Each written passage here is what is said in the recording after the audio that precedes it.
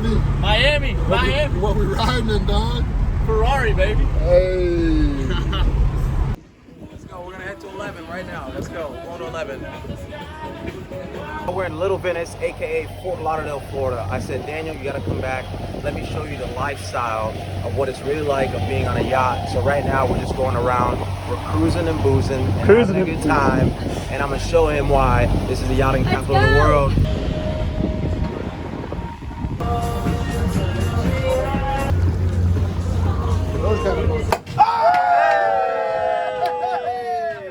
I'm gonna take you out. We're gonna head around Fort Lauderdale, cruise around, do some little bit of drinking, and show you the good life on the yacht life with Juno the Boat Guy.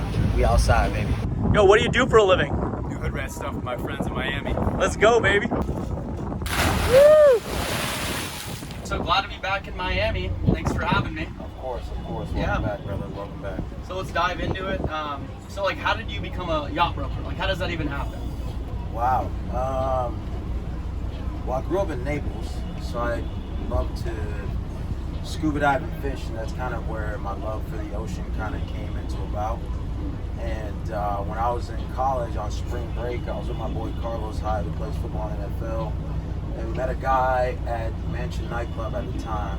So I think I was like 19, and we're out and about, and he's a big Ohio State football fan, so we ended up going to his section, and he just kept buying everything, you know, bottles, yada yada, they go out with us.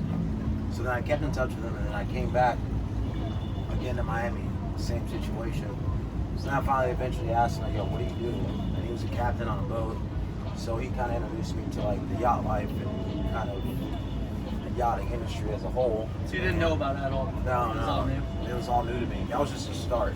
The intro. The intro. Okay. Because it's a niche industry, like definitely. Very, very. Like, how does someone just like become a yacht broker? It's just you the know? 1% of the world. So then when I finally eventually wanted to become a yacht broker, I researched a bunch of companies that I wanted to work for and why, even if they weren't hiring. So I emailed like 20 companies, and I think at the time I was like 22 years old. Oh shit, okay. And only like 2 replied, which was Dennison, the company I work for now, and Deep Impact Boats. And Dennison said I was too young, and they said, you know, give it a few years, reach out to me, and come back. Deep Impact would hire me because it was just new boat sales. So I go work for this company, and at the time I'm a busser, and I'm a door guy at a nightclub. So I'm bussing during the day, at nighttime a door guy.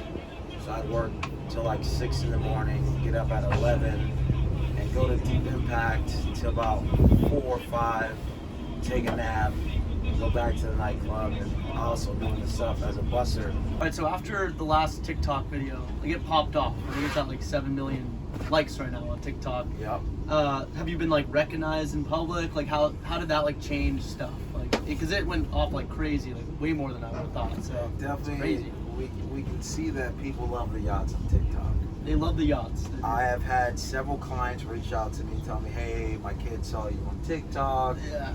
So it is very interesting on that part. And actually, where we shot the boat, 2 boats down, a lady reached out to me and she's like, my kid showed me you on TikTok. And she's like, my boat's in the background. So that was funny, like walking on a dock, and she noticed me from the TikTok video. Because you didn't have a TikTok, like at the time I remember looking for your tag and I was like, oh, I guess he doesn't have one. After the video, you post you make an account. Now I'm at 18,000 followers. Yeah, like not shabby for post video, Not too and without shabby. a tag at all too. Like, Yeah, that's crazy. Not too shabby. So yeah, I mean, it's been interesting. People definitely take notice, and my company that the company I work for is definitely into TikTok and, you know, all these social media trends. We try to be forefront of the industry, and it's definitely taking notice, and it's going well. People underestimate TikTok too. Like it's like Listen, the I'm new not gonna lie to you, man. Your buddy Mike took a lot of convincing. Cause I'm not for these ridiculous dancing. And No, yeah. I was telling my bro, I'm not doing that one dance move. That's not. I don't like the dances either. I just downloaded TikTok like 5 months ago. I was like, or 6. I was like, I don't like the dances. I don't like Yeah, that. so outside of that, it's been good, man. It's been good. It's a new learning experience. All right. So what's the biggest yacht you've ever sold? The biggest yacht I personally have sold is 85 feet. Listed as an 85, but there are some pending now that I cannot discuss. So course, of course. The future is awaiting. I mean, that's a huge job. It's a good payday. I can't complain. I can leave and go to Tulum for 2 weeks and not see you guys. Have a good time. Have a very good time. There we go. Yeah. Have you ever had any like celebrities on your yachts at all? Or? I've sold a few boats to a few celebrities. The Pouncey brothers, Mike and Marquise Pouncey. I actually sold one to a baseball player, and then the biggest one is one of the biggest Latin artists today, J Balvin. I sold him a boat. He's a really good friend of mine. We still talk, and hopefully we'll be at number 2 soon someday. Cannot discuss it, but time will tell. That is, I would say, my biggest celebrity, and I get good perks with him when he's in town. So he's good people. He's very good people. It's a good industry to be in. Oh yeah. It has its perks. It has its perks, and definitely that's one of them. And got VIP access and really good friends with his entourage and boys. And when he's in town, take you out on the yacht, maybe? Definitely get the red carpet service, so I can't complain. I eventually end up selling a boat. How old were you? Somewhat. Like you sold your first boat? I think I was 23 or 24. 23 or 24. That's impressive. Like if someone's like trying to sell me a boat at or 23 for like years half old, a million. For $500,000. So you were hyped after that? Oh yeah, 10 grand paycheck was I was gonna make 20 grand. Yeah, you know? yeah. First big check. But then I realized like money's being stolen, like we're not getting, like I had zero marketing help. Like nobody taught me anything. Self-taught. Self-taught, and I called my client, I'm like, hey, I think the owner's stealing money from the company. Because people's checks were bouncing. Well, welcome to we got girls on the boat screaming, so if y'all hear that. So yeah, I called my client, I told him, hey, yo, you were still money. Mike, get that. Hey! And we're back. And we're back. Quick little cut there. I've been with Dennis and Yacht Sales ever since 2014. That's awesome. Yeah. So like, do you have any advice for like, a lot of my followers like want to know like, how do you get started and stuff like this? Like, how do you get motivated? Do you have any like, if you had one piece of advice, what would it be? Like, how to be successful? Persistence. And patience. I mean, there was a lot of struggles. I mean, I'd borrow money from friends and take a lien out on my car at the time just to stay afloat. You know, getting into sales and building a book of business and being so young.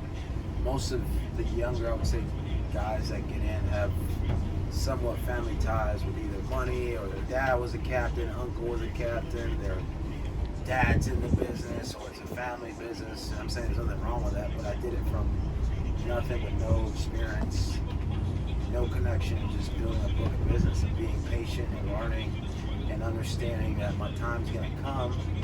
And it was a bitch. It was a bitch. I'm not gonna lie. I'm not gonna. You like doubt yourself at all, like along the way? I mean, of course, I always doubt myself, but I told myself there's nothing else I would rather do, and I knew eventually it would pay off.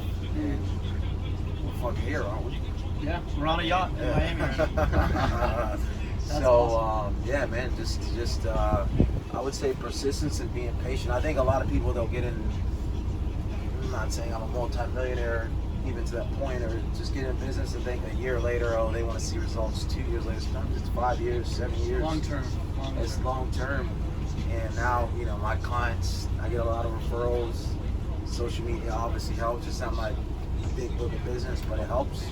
And yeah, just putting in the time and being patient and being resilient at the end of the day, I'd say is what helped me a lot of getting me to where I am today. That's awesome. All right, so tell me a little bit about your background. Like, what do you do on a normal day? Well, so I'm from Naples, Florida. Is where I grew up. I'm Haitian American, first generation American. My family is originally from Haiti, so I'm a proud Haitian. Caribbean roots. I grew up playing football. That's the only reason why I went to school. I'm not gonna lie to you. What I learned, couldn't tell you.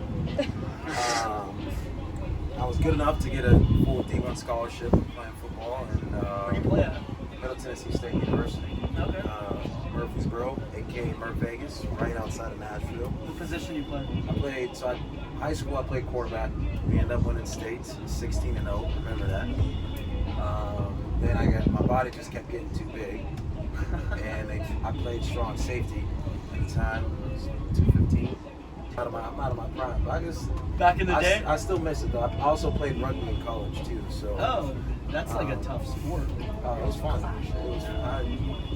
I love being able to violently hit somebody without getting in trouble within the legal parameters of the white lines, and watching their parents watch their kids get hurt. It was a good Brutal. time. It was a good time. It was a good time. So yeah, man, my hobbies are traveling, fishing. I love to scuba dive. I love to spearfish. That's big for me. I go lobstering every year. I have videos on YouTube of me lobstering. We catch. How do you catch that? Like you dive down? Diving with a net and a tickle stick, because lobsters run backwards. People think they just walk out. Do you have like scuba gear on or like? We free dive, so we're trying to be in like 8-10 feet of water. So you're diving down your net, you're scooping them up, and then you're grabbing them? You have a tickle stick. Poke them so that you usually look for their little antennas. They're about this long. And you'll see them sticking out of rocks. And you have a tickle stick about this long. It bends around the corner. And you poke them out. They'll come out slowly, slowly, slowly. Try to get the net on top of them really fast. Yeah. How big are these lobsters? About this big. So Florida lobsters are out kind of, pokey and spiny. So you kind of want to have gloves. The easiest is just grab, unless you're like rugged and rough and you're used to that kind of stuff. I have friends that'll dive in dark holes and grab. I'm not all that crazy, but I like that kind of stuff. And, Scuba scares me. Diving deep. So like, what's like a normal day look like for you? Like in the yacht brokering business? I mean, it's never the same. Every day can be different. No matter if I have a survey or if I have 3 or 4 shorings through the day, or if we have a meeting. So I mean, it kind of varies, each day, because you kind of make your own schedule. I'm gonna say clock in, clock out. I haven't been on a paycheck since 2014, and you kind of build your own time. So obviously, the more you put into the business, obviously the more that comes out of it. So it's just grinding away like any business, no matter if it's sales or if you're running your own day-to-day business. You have to put in the work and obviously build a good book of business. So I mean, you could be some guys, they take the season off, in the summer, and they'll go to Europe. So I mean, it kind of just depends. So you're always working? Always working, and where your books are financially. Some guys can make $1 million in the second quarter, and they take a year off. It really just depends on where you are in your life, of where you want to be financially in this business. So what's next, like goal-wise? Anything changing with that?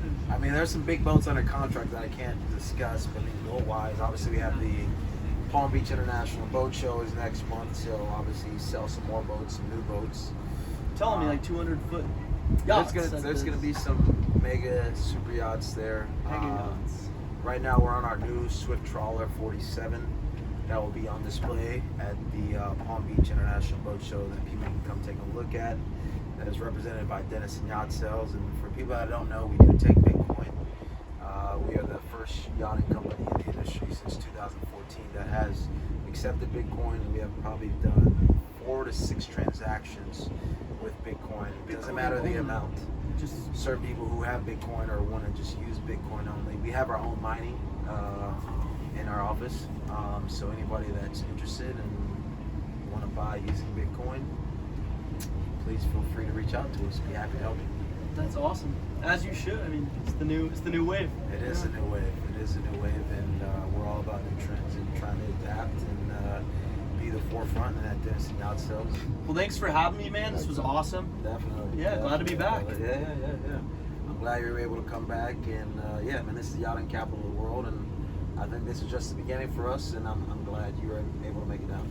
Thank you, man. Of course, we're out.